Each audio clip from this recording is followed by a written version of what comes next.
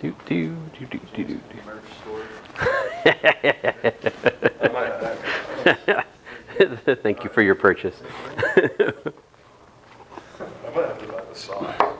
I need to like be more systematic in my promotion of the channel. You know, I'm not being a good YouTuber at all. How do you print a grid of like photorealistic faces on a pair of socks? That you'd have to ask my tech guy. So, I kind of have to buy them just to like see how it works. I mean, You should do top hat for this I have. having it open when you open your computer and being like, oh, That's my I left this first open. That's not bad. I used to have students that would try to get me to like they'd be like, end class would like and subscribe. Come on. I'm like, no, I'm not doing that. Why would I do that? What's that about? Because I didn't know, you know. But Turn on the notification. yeah, hit that bell, right? It'll pop me up in my For You now. Just putting that out there. Well, in your algebra. Maybe I'll take a look. Yeah, I mean it's. Some light. You can never have too much algebra. Anyway, I will pray. Dear Heavenly Father, we thank you for this day, and I thank you for this class, and just ask you to guide our steps today, Lord. In your name I pray, Lord Jesus. Amen. All right, here we go. So today we are going to try to work out the fields from the Leonard-Wietrich potentials. So our starting point, our mission, should you choose to accept it, is to differentiate these monstrosities. So the potential at RT is 1 over 4 pi epsilon naught. And here, so we're considering a charge, Q, that is following some trajectory. And I will remind you what these symbols I'm writing mean in a second here. So that's the potential, and then the vector potential is almost the same thing. It's just we have the velocity divided by c squared. Now that's the retarded velocity, to be clear. So here, the setup is we have W, Q, all right, so Q is at W of t, right? This is the trajectory of the charge. It's the position of the charge at time t, right? And we introduced t sub r, the retarded time,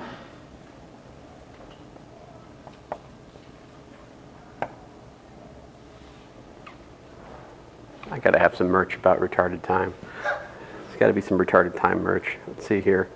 I gotta think about it for a bit.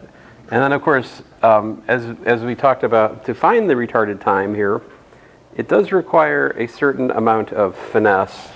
You have to solve this here equation, which implicitly defines the retarded time in terms of the distance between the field point,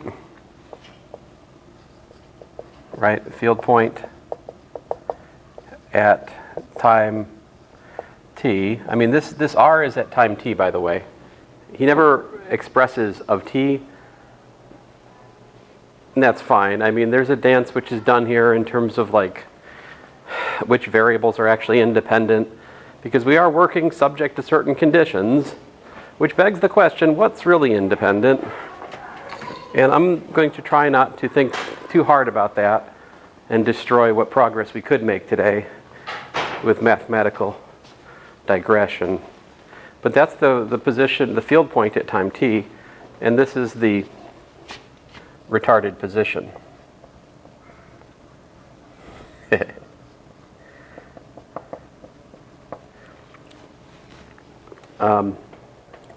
Let's see here. Equals. Hey guys, did you hear about the 7 which had a cold? And wasn't it on Mary Lobster? What's that? Wasn't it on Mary Lobster? The 7 that had a cold? I don't know. It was like the word. No, the 7 with a cold is a 6-7. It was the word of the year. That's not my joke, but it's like the fourth time I've told it today. See, that joke works across all audiences at the moment, somehow. And of course, so this is expressing the fact that we have speed of light travel between the retarded position and the field point. All right? That explains how things work. And one other thing, of course, fit it right in here. Script R is equal to R minus the retarded position. All right. And one other thing, there's a velocity that appeared up in there, right?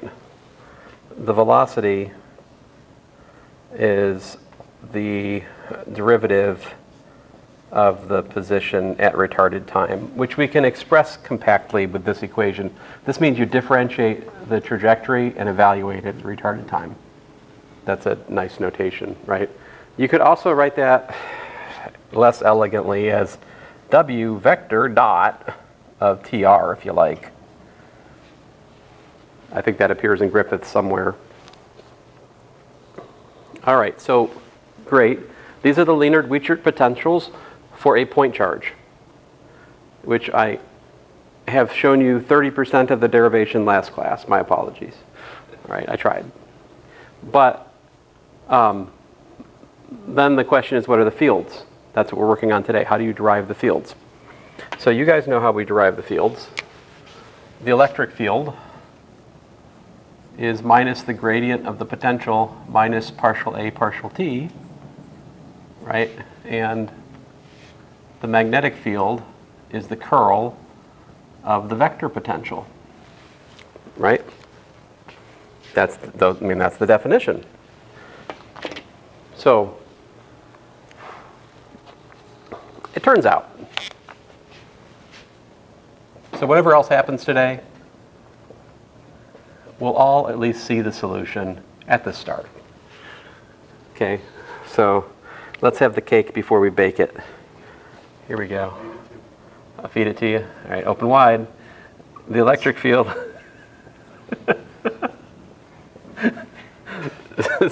It's surreal. It's Q over a 4, a pi, an epsilon naught, no surprise there. And then we multiply it by script R, the vector. Dude, is there a vector there? No, there's no vector here. No R, no vector, no vector. My apologies. And then script R vector down. Oh, come on, you stupid script R. The bane of my existence. Script R dot U. Oh, what's U? We don't know yet. Cubed.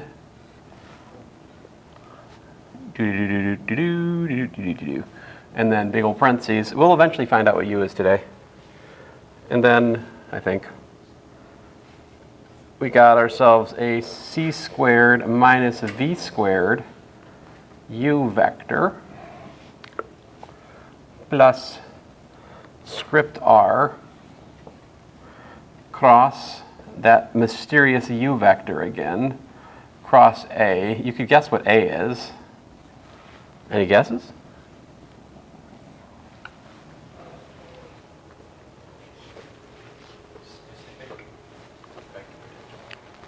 No, little a. Specific derivative of velocity with respect to retarded. Very good. It is the retarded acceleration. So A is dv dtr. That's what that A is. It's acceleration evaluated at retarded time of the charge Q. And then, lo and behold, we have the magnetic field. All right. And the magnetic field at RT is equal to 1 over the speed of light times script R hat cross product with the electric field at RT. There you go. These are the formulas for the electric and magnetic fields for a point charge moving with arbitrary trajectory.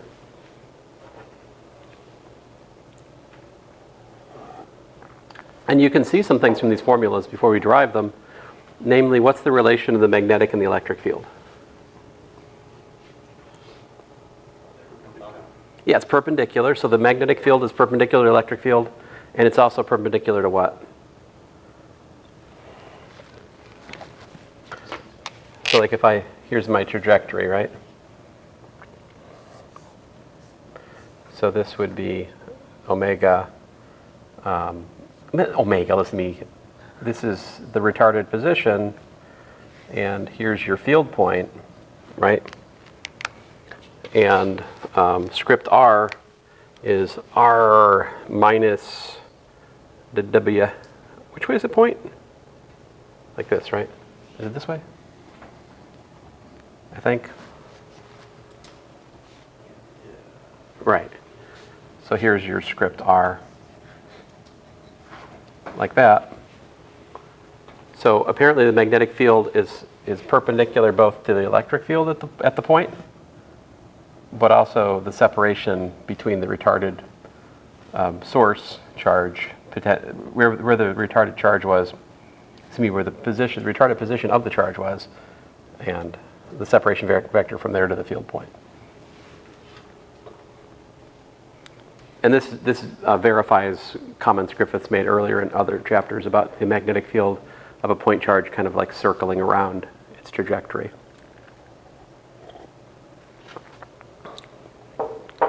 Now, as you process this formula, right? I mean, we still need to figure out what this mysterious U is, but suspend disbelief about that for a second and just kind of look at it. Notice that this term right here,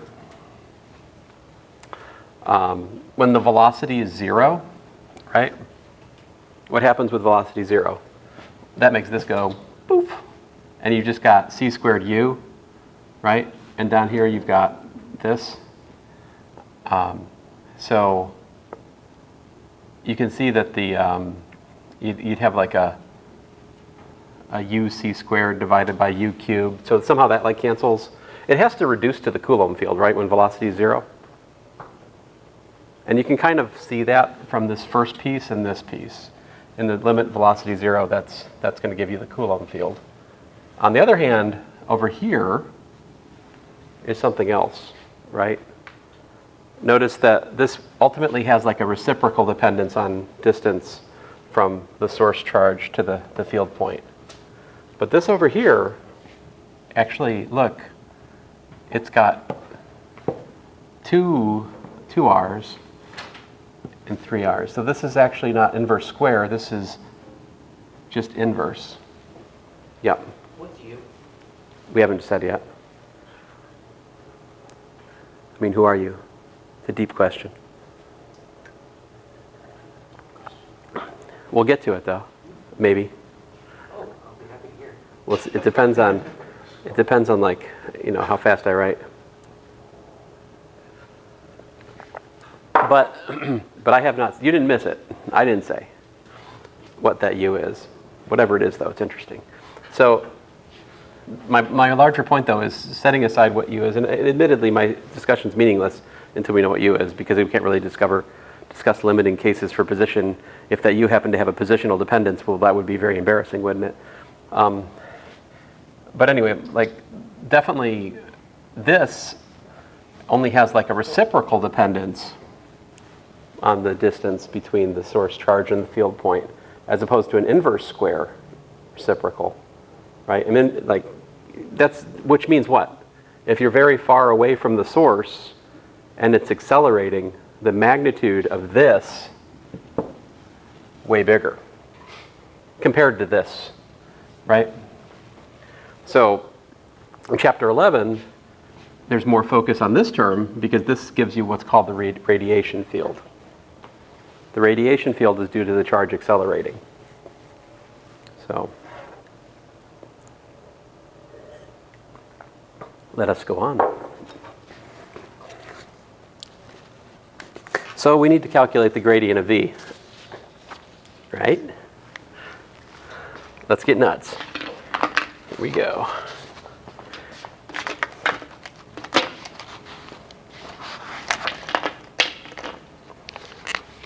I will say, first of all, it is quite clear that the gradient of V is minus K divided by script RC minus script R dot V squared times the gradient of script RC minus R dot V. I have chose to pull this, so I'm letting K equal to QC over 4 pi epsilon naught to avoid writing that like a bunch of times, all right? So I'm just going to call that K. Since nothing happens, it's just a constant, right? With that. Okay, so do you guys understand the first step? All I did was differentiate. We've got a reciprocal, so minus 1 over the square gradient. This is chain rule for the gradient, right? So far, so good. Now, since script R is equal to R minus the retarded position, and, you know, the magnitude, right, of script R is just C times T minus TR. We have that the gradient of script RC is just equal to what?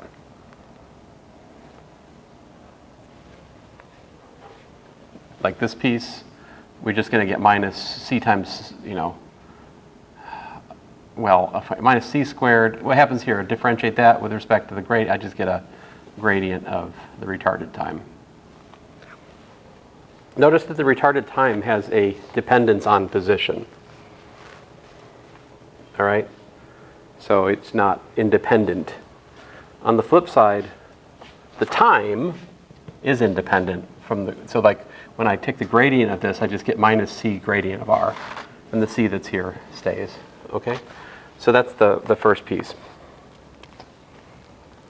So next, we should look at the gradient of script R dot V is equal to, here we go, script R dot nabla. I did hear kids. I thought I heard kids. Plus V dot nabla.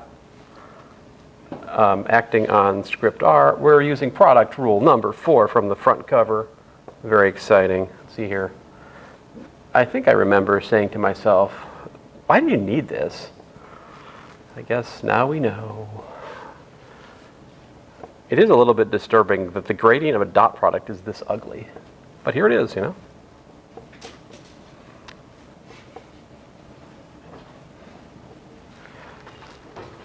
All right.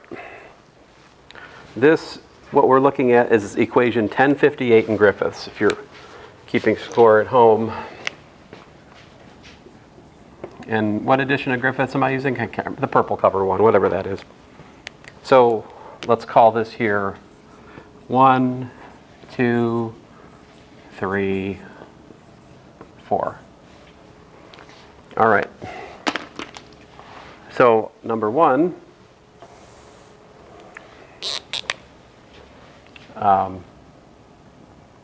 probably, you know, I probably should leave myself room to like write the result here and work on number 1 over here if I was smarter. So I'm gonna work on 1 up here. So 1 is script R dot nabla acting on V. All right. So that's specifically Rx partial X plus Ry partial Y plus Rz partial Z acting on V, which has got a retarded time dependence. So that gives us Rx dV dt R, because it's at the retarded time, but then we have partial of the retarded time with respect to X. And then Ry dv dtr partial y, partial the retarded time with respect to y, and then rz dv dtr. Physicists are pretty politically correct. I wonder if somebody's written a book which has already tried to remove the word retarded from this material. I bet it's been done.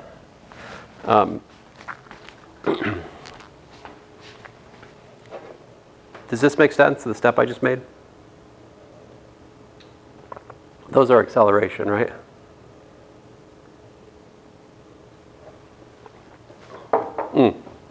Are they acceleration or is it velocity?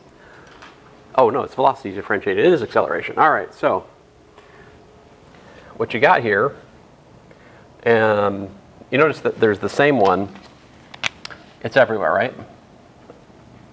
So we just get acceleration times what? Can I just skip a step? That's just script R, right? Dot what? I've got the x derivative, the y derivative, the z derivative. It's the gradient of TR. Very good.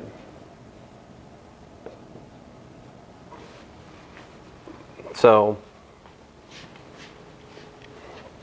A times R dot is a gradient of TR. Yay. Now we're on to number 2.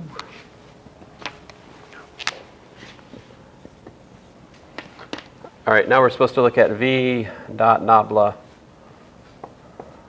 script R. Man, I really hope we get to what U is today. That would be very disappointing if we didn't, right?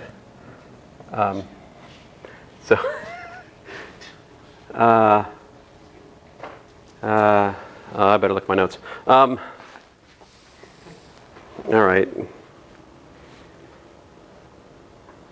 Oh, it's the next page. It's my final page. Oh no. I had a call from a student today in the middle of when I was going to prepare this stuff. And that doesn't really explain much because that would have just given me 15 more minutes. But still, Were you off your games? What's that? Were you off? I'm trying, guys. I'm trying. All right, so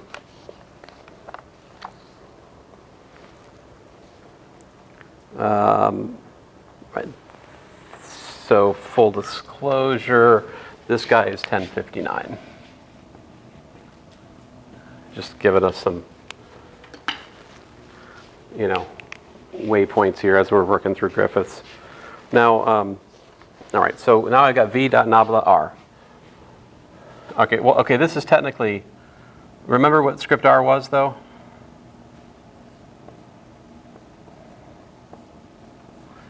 So this is actually, there's an R here, right? No script. And then the W, right?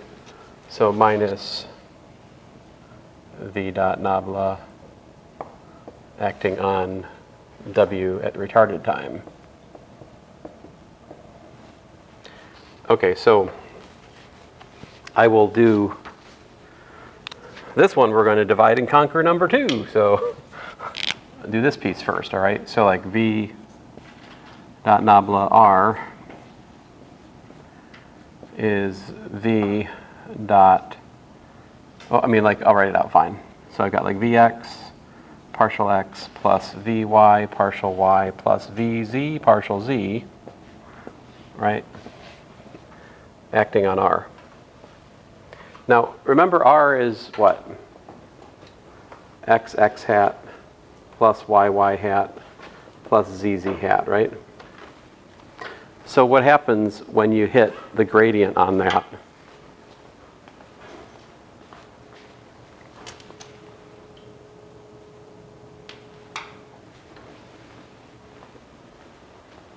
Like what's partial XR? 1, 1, 1. Oh, the whole thing. It's just x hat, right? So what this does for you is gives you x hat Vx plus y hat Vy plus z hat Vz, also known as v.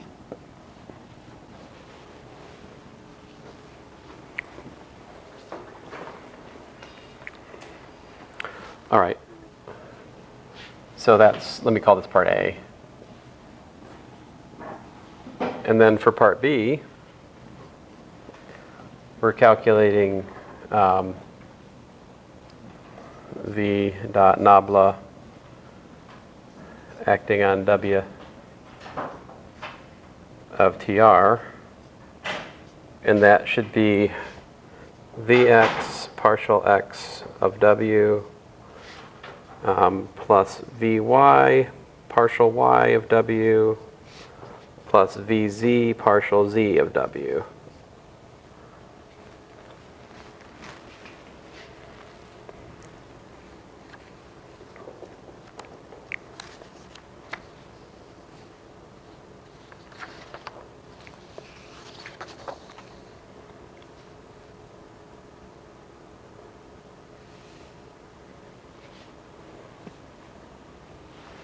How's that work out? So this is what? This is like Vx of dW dTR, right? Partial TR partial x, right? So it's that the same differentiation we did before, Vy, but I think now with respect to position rather than velocity, right? Get out of the way, or dr.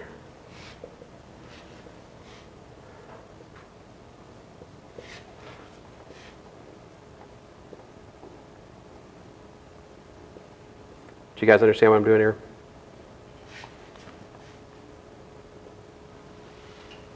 See, because the W is a function of the retarded time, so we've got a chain rule to grapple with here as we take Z and Y and X derivatives. But notice that there's a common velocity term, and so we simply get velocity times what?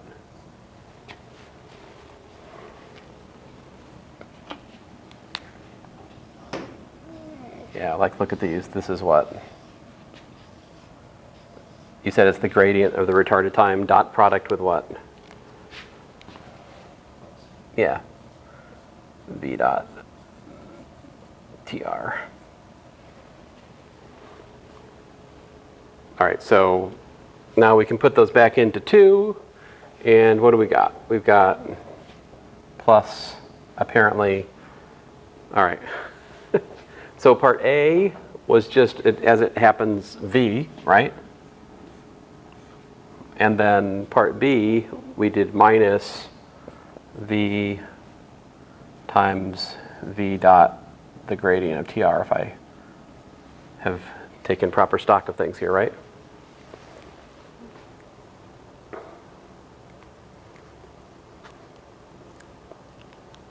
What's up next?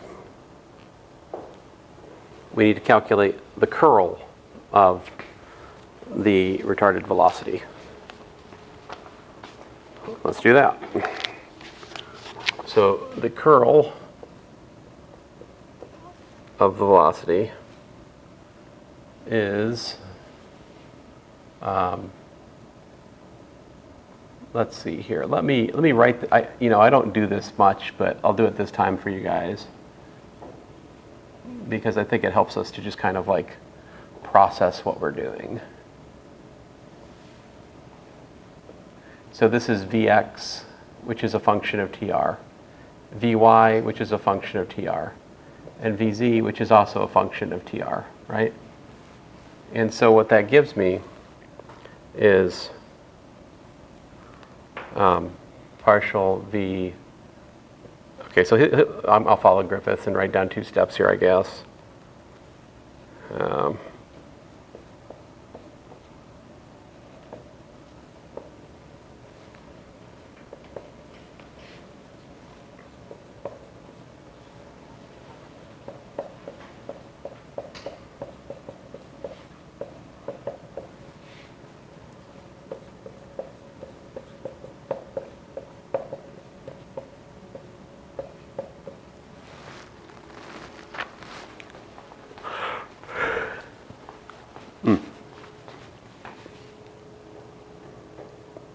I don't know, Shane.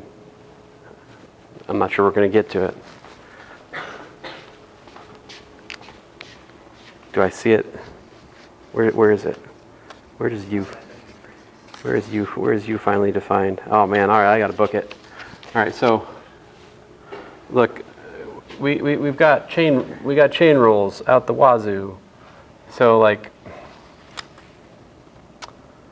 next step he's got dvz dtr, right?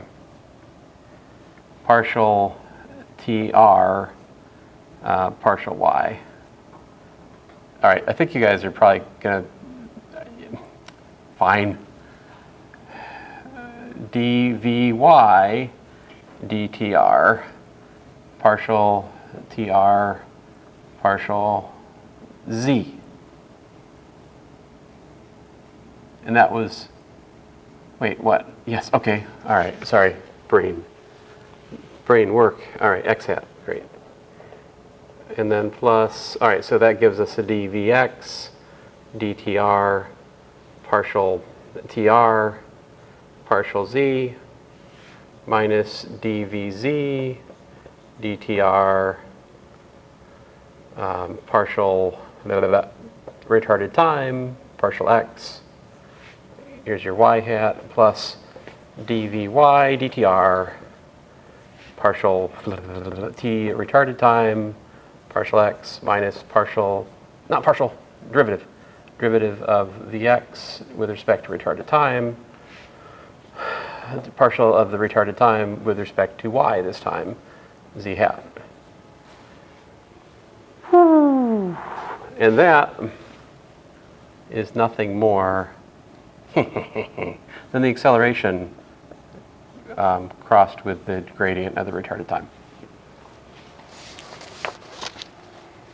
That's a lie. It's almost that.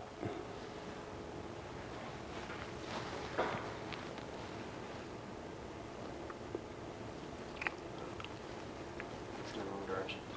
Yeah, I see I've got the minus xy over here. I've got the like zx here with the minus. I've got the yz with a minus. So it's just minus. What was that? Must be R cos. Oh, so now we got 3, right? That was 3. So now we've got plus, what do you tell me, script R cross with, what was it? Minus A cross the gradient of the retarded time. All right.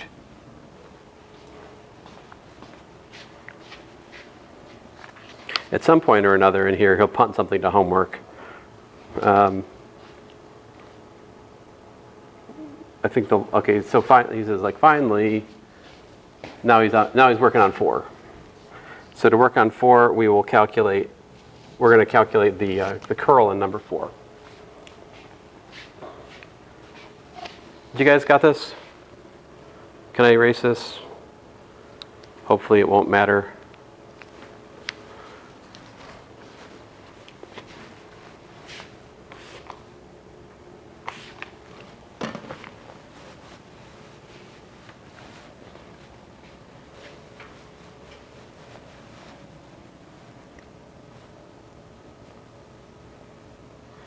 I'm going to save that because I'm calculating the curl again.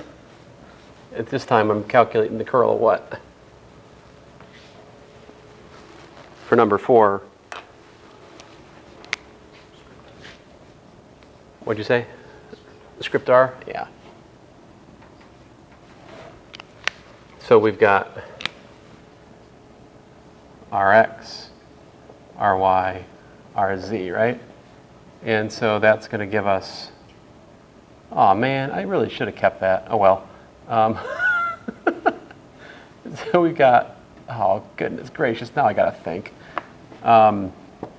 X component, right? So partial Rz, partial y minus partial Ry, partial z, x hat, plus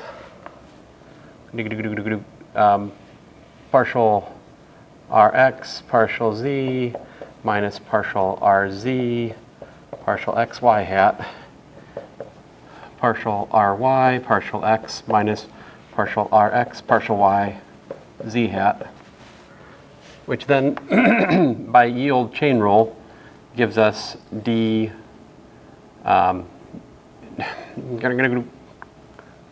oh, wait a minute. Did I get it? Did I lose track what I was doing? Oh, phooey. I was supposed to do, oh, dummy. Dummy. It's not too late. Let me fix it. We actually want to do W here because script R is R minus W. Is that right? Yeah, R minus W. And so the curl of script R is the curl of regular R minus the curl of W.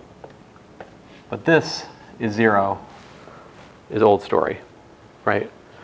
Radially outward field, curl 0.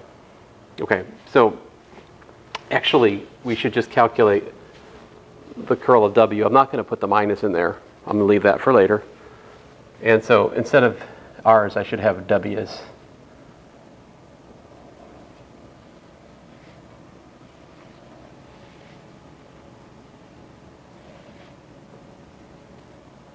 All right, I should have W's.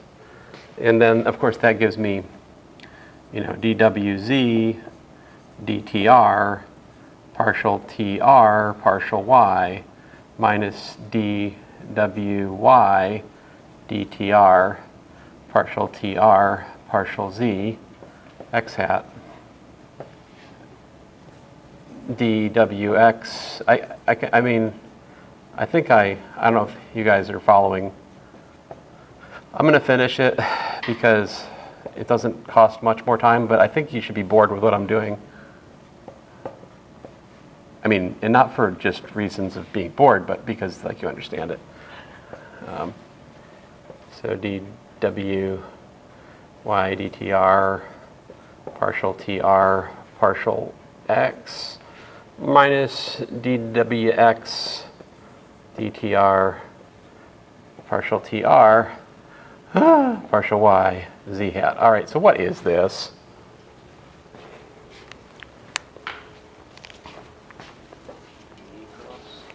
What are these? This is what? This is like a Z, a Y, right? AX, AZ, AY, AX, right? So what is this? Oh, is it? Oh, I'm an idiot. Thank you. I tell you what, this is why we can't have nice things, all right? Eventually I'll learn which is position and which is velocity. Don't tell the other physicists. I'm not a physicist anyway, I'm just Mr. Cook in here. All right, so Vx. Okay, so that's actually what?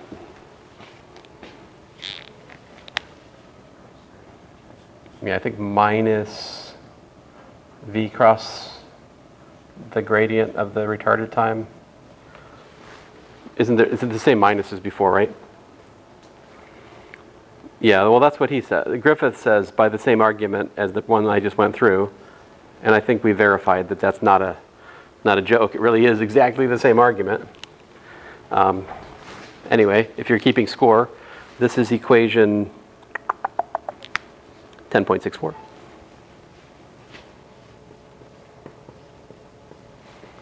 All right, so now we can put it all together, I think. Right? Yeah, now we got 4, so we can put that in there. I'm going to erase all of this to give myself room, if that's all right. You guys keep me honest, right?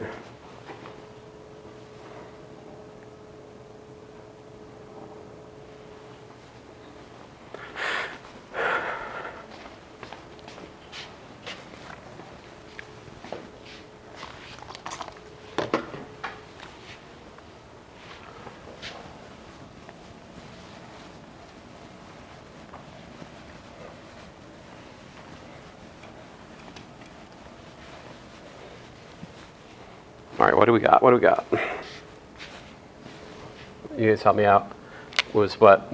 Plus V crossed with what? Notice that let's track through it, right? We had, remember we had the curl, we had minus the curl of W, but the curl of W came out to a minus, the minus and the minus cancel, so we just have V curl gradient.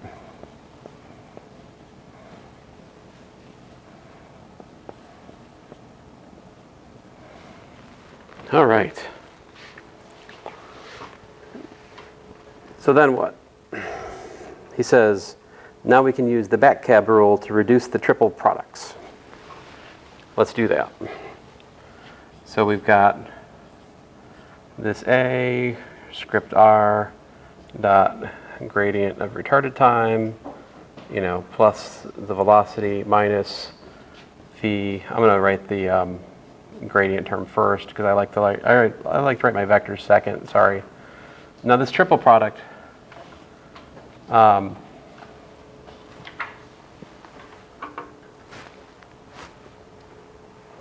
he pulled the minus out, and I think that's probably wise. I'm going to pull this minus out so it just looks exactly like what he had.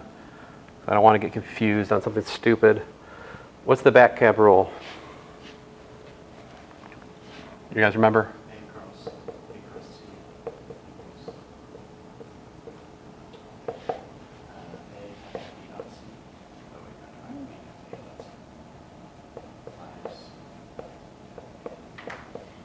Because for some reason he likes to write scalars to the right, so that makes it the back cab. If you write your scalars the other way, then the back cab mnemonic is not helpful. So anyway, all right, so we need to put that into practice here. Minus, so the middle one, which is A, right? A dot C here would be R dot gradient of TR,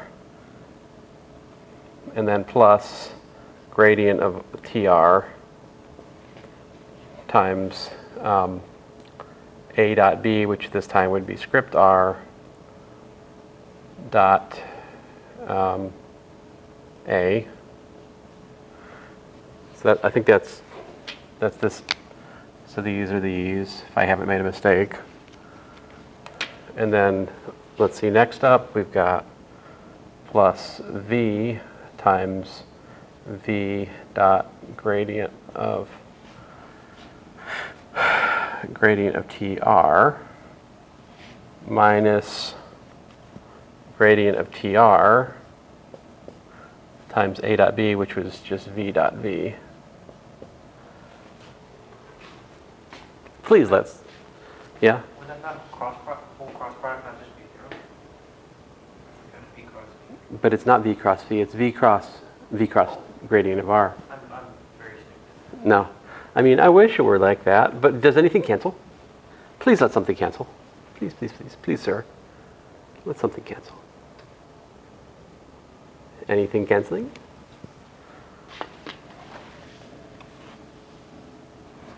Ooh, I see one. I see one. This guy. And this guy. Poof. Anything else?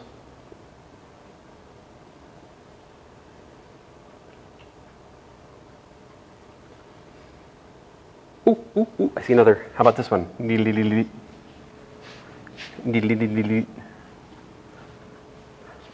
Gone. Pew. That might be it. What's that? All right. So I guess we're left with what then?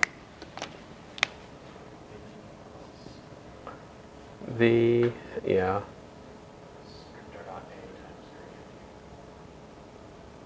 Oh, thank you. Plus gradient of TR times script R dot A. All right.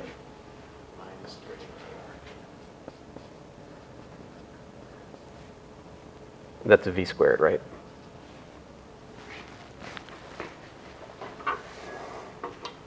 Which Griffiths does the same thing and rewrites this as velocity plus parentheses script r dot a minus v squared times the gradient of the retarded time. Behold, we have now arrived at equation 10.65. All right. We're just a half a page away from finding out what u is.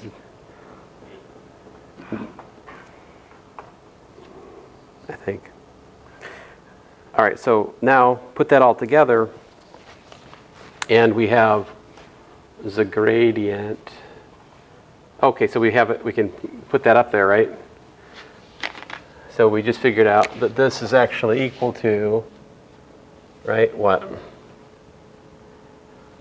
QC, I'll put the K back into play right here. QC over 4 pi epsilon, 1 over that quantity squared, RC, minus script R dot V, quantity squared, right? And then this gradient business, which we have worked out. Well, we got to be careful here, right? Because there is a, let's not forget about this term here, right? So I'm going to try to do a step as I write this on the top of the board, right? We're going to combine that piece with that piece because they're both, retarded. Yeah, they're both retarded. So I'll just stick with that. That seemed like a reasonable thing to say. And we've just got velocity plus, and I think you can see this, c squared minus v squared. Oops, no parenthesis there. Plus r dot a, all times the gradient of the retarded time, close parenthesis.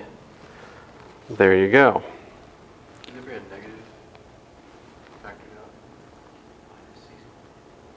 Like the minus in the first sentence, minus script r dot b, and then Well, notice that there's a minus out front from the original differentiation of the reciprocal function, and that is compensating the minus you're thinking about.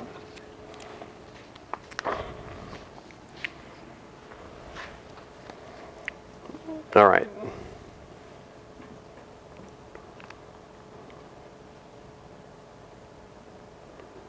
So I'm trying to figure out where we are. He says to complete the calculation, we need to know the gradient of the retarded time. And he now endeavors to figure out how to figure that out. All right. Let me check our status here.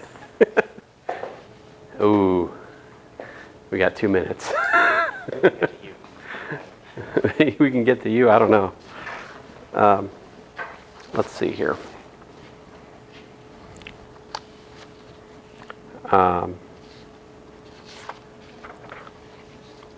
Okay, so I'm just going to kind of summarize things. We'll probably come back, but yeah, in the interest of getting to you. Ah, man, I hate to leave all this. Yeah. All right, fine. Anyway, it is what it is.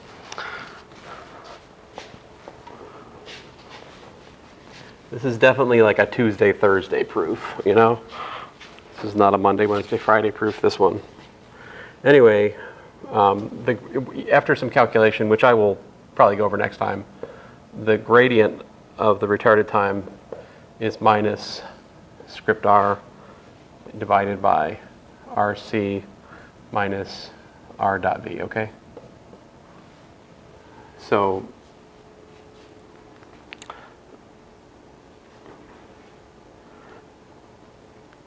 and if you incorporate that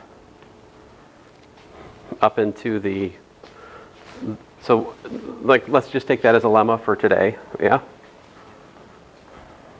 That's a, I think that the work to show that is similar to the work that we've done.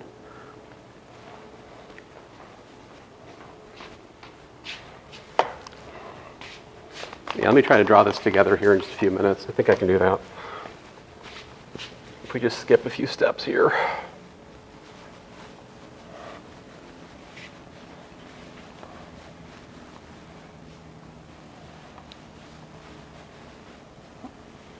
right, so if we plug that into there, what do we get?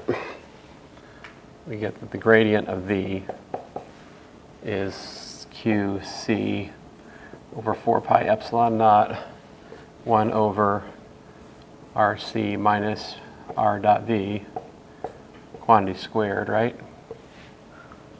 And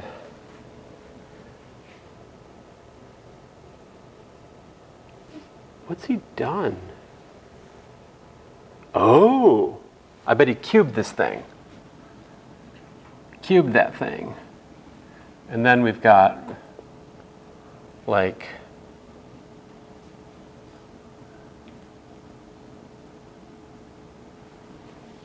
all right, so then that would give us a V times RC minus R dot V, right?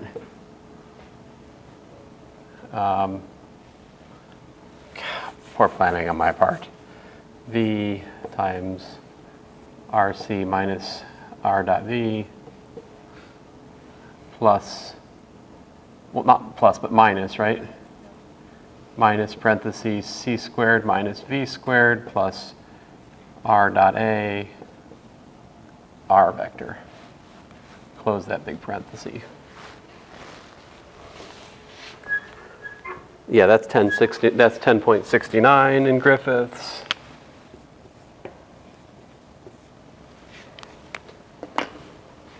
But in order to find the electric field, what else do you need to do? You need to calculate this. But good news, it works out the same. So, kinda. So that works out to 1 over 4 pi epsilon naught QC divided by RC minus R dot V quantity cubed parentheses RC minus R dot V times V. Did I assign you guys this problem? I didn't? Oh man. I should have done that. See, RA divided by C. Woof! Plus script R over C. This is apparently from problem 1020. C squared minus V squared, oh good grief, plus R dot, if my eyes would just stay trained on where I was right, or R.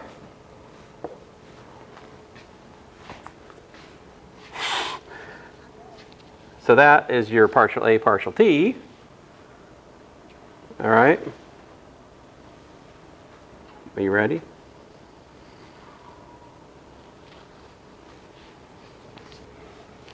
All right. Here we go.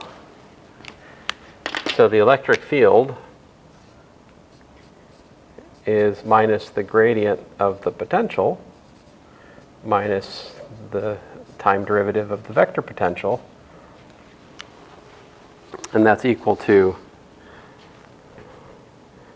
Q over 4 pi epsilon naught script R divided by script R dot vector dot U quantity cubed times the parentheses C squared minus a V squared times U vector plus script R cross with U vector cross the acceleration vector, close big parentheses. There you go. Now you can ask the question again, Shane. What is U? What is U? Very good question. So the answer is U is defined to be C times the R hat minus V. So it is, that's the definition of U. It involves both the velocity of the retarded, it's the difference of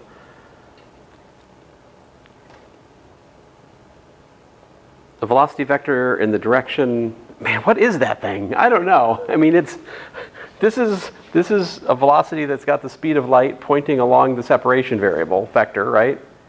And this is actually the velocity of the charge at the retarded time. So anyway, going back to the limiting argument we made earlier, I think we're okay. Because we were talking about v going to 0. Well, if v goes to 0, u is literally equal to c times r hat. And so that c would cancel the c that was in the... I mean, we could see that we get the Coulomb field when we think about... I mean, in view of this, going back to the... Well, I don't have to go back to it. It's right here, right? So, you know, if I put in v equal to 0, this... we just get u is equal to c r hat in that particular limit, right? And so this just becomes a c cubed, r cubed. And so that's just literally 1 over r squared times c cubed. And then this c squared. And then there's another c in here. So we get a net of c cubed over c cubed. You're just left with q over 4 pi epsilon naught 1 over script r squared, as it ought to be for the Coulomb field in the zero velocity limit. Obviously, I have glossed over exactly how this and that added together gives that. If I step further away from the board, does it make more sense? No, I just can't see the symbols back here. It comes into focus for me about right here. Yeah. How does that work? U feels like the derivative or something. So in order to get from the sum of the, I mean, there's a net minus that I'm kind of ignoring, right? Because it's minus the gradient minus that, right? I can kind of see it's got to be like the back cab identity in reverse, right? You got to be like taking a difference of dot products and converting it into a cross product. That's got to be the math here. But I'll try to sort through this and put it on the projector next time so we can look at it together. Or maybe I'll have the good sense to spend my time on the next thing. I don't know. You guys have any questions? I guess past that, you got to take the curl, which is actually not bad. So the curl is actually not bad because, well, anyway, it's not that bad given what we've already done, because once you have V, you have A, because the Lienard-Weichert potentials make the vector potential proportional to just the velocity times the potential is the vector potential. So it's not, we already, like, the hard work is finding the potential, really. All right, so next time, I'll try to wrap up any leftover tidbits in this derivation we almost did today, right? And I will show you the example, hopefully, which is at, the last thing is we go back to the constant velocity. Go back to the constant velocity charge and look at the fields that result. So that's actually in here. And then finally, the coolest thing in the whole chapter is the Thomson-Kink model, which we just think about a little charge at the origin, just getting a little bump, and then you can think about the expanding news of its wiggle, and it kind of gives you a picture of how radiation happens. It's very cool.